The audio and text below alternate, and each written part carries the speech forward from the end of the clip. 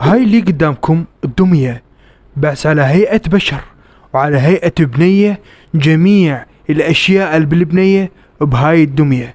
بالصين تم تصنيع هاي على مود تخفف الزخم السكاني، بحيث يزوجون الشباب هواية هاي الدمية على مود يخففون الزخم السكاني والإنجاب اللي موجود بالصين.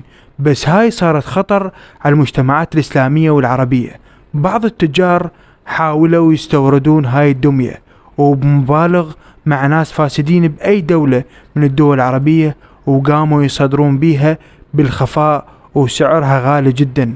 وبعض الشباب أولاد المسؤولين أو أولاد الناس اللي حالتهم زينة قاموا يستوردون هاي الدمية ويزوجونها أو كذا، مثل الصين اللي جاي يسويه عند الشباب الصينيين اللي موجودين حاليا. وهاي الدمية خطر على المجتمعات العربية والإسلامية.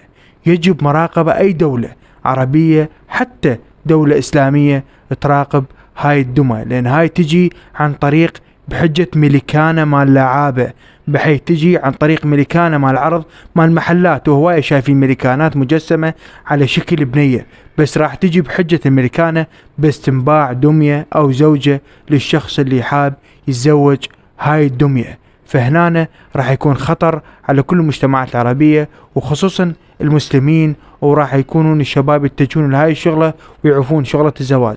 نرجع ونقول دير بالك بالمهر بالحاضر والغايب، وخلي بنتك قسمتها تروح، لا تدور 30 و40 مليون، لأن احنا بعالم مو حلو وعالم يبحث عن الفساد.